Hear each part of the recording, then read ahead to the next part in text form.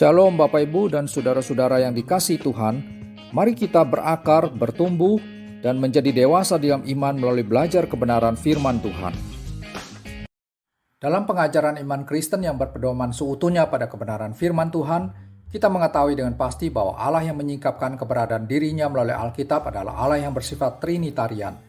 Ini menunjukkan bahwa ada 3 pribadi berbeda, yaitu Allah Bapa, Allah Anak, dan Allah Roh Kudus yang merupakan subjek di mana segenap orang percaya memberikan penyembahannya. Berdoa adalah salah satu aspek penting dalam kegiatan peribadahan kita. Biasanya, doa yang ditujukan kepada Allah Bapa dan Tuhan Yesus adalah hal yang umum dilakukan oleh orang Kristen karena memang ada contohnya di dalam Alkitab. Namun bagaimana dengan berdoa kepada Roh Kudus? Apakah ini termasuk hal yang lazim dan boleh dilakukan? Mari kita ikuti beberapa penjelasan selanjutnya. Pertama, kita perlu memahami bagaimana pola bersekutu yang benar dengan Allah menurut Alkitab. Ada satu prinsip umum yang mendasari relasi orang beriman dengan Allah Tritunggal. Prinsip tersebut adalah kepada Bapa melalui Anak dan di dalam kuasa Roh Kudus. Dasar Alkitabnya untuk prinsip demikian bisa dibaca di Efesus 2 ayat 18. Pada saat berdoa, maka komunikasi dan relasi personal atau komunal orang Kristen jelas ditujukan kepada Allah Bapa melalui pengantaran Yesus Kristus dan dengan pertolongan dari Roh Kudus. Dengan berlandaskan pada prinsip teologis ini, terlihat jelas bahwa segala aktivitas rohani kita seperti penyembahan, pelayanan, persekutuan, penginjilan, permohonan doa, dan lain sebagainya selalu melibatkan ketiga pribadi Allah Tritunggal. Kehidupan Kristiani yang sejati tidak pernah terlepas dari keterkaitannya dengan Allah Bapa, Anak, dan Roh Kudus. Kedua, melalui Alkitab kita dapat melihat bahwa pada umumnya doa itu ditujukan kepada Bapa. Beberapa bagian Alkitab ini secara eksplisit menyebutkan hal demikian.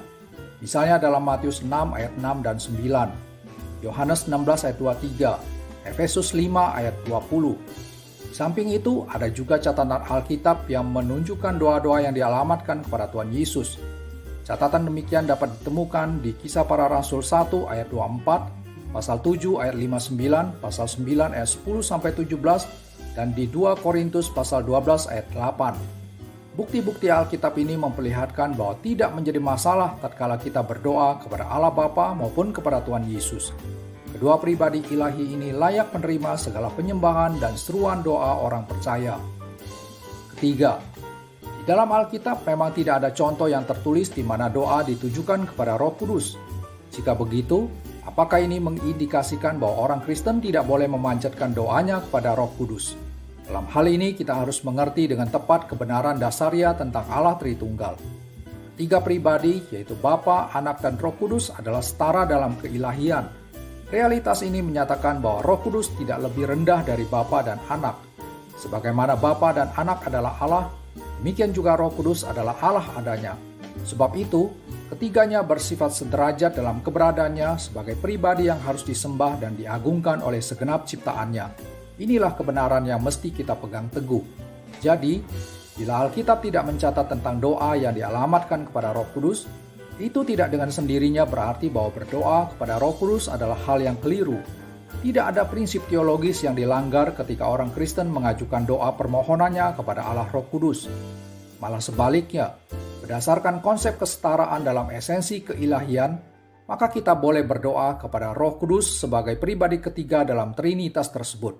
Dengan demikian, sekalipun berdoa kepada Roh Kudus bukan merupakan pola yang lazim, tetapi itu sama sekali tidak salah. Kita bisa berdoa kepada Allah Roh Kudus sesuai dengan kespesifikan peran, tugas, dan tanggung jawabnya. Misalnya, kita tahu bahwa Roh Kudus adalah pribadi yang mengilhami para penulis Alkitab.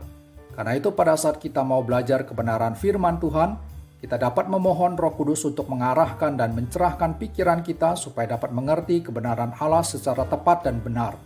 Contoh lainnya, dalam 1 Korintus 12 ayat 11 dikatakan bahwa Roh Kudus memberikan karunia kepada tiap-tiap orang secara khusus seperti yang dikehendakinya. Ketika kita ada kerinduan hati untuk melayani Tuhan, tentu saja kita boleh meminta kepada Roh Kudus untuk memperoleh karunia rohani yang cocok bagi kita sehingga dapat menunaikan tugas pelayanan secara efektif. Dari Galatia 5 ayat 16-26, kita mengerti bahwa kehidupan orang percaya seharusnya dipimpin oleh Roh Kudus untuk dibaharui secara terus-menerus sehingga dapat menghasilkan buah roh. Berdasarkan kebenaran ini, kita Kita bisa memohon kepada Roh Kudus supaya diberikan hati yang peka dan lembut sehingga kita bersedia untuk dibentuk dalam pimpinannya agar dapat memancarkan buah Roh Kudus. Kesimpulan dari pelajaran ini adalah berdoa kepada Roh Kudus tetap merupakan hal yang alkitabiah dan kita boleh melakukannya. Kiranya kita dapat terus mengalami pertolongan dan penyertaan yang nyata dari Allah Roh Kudus.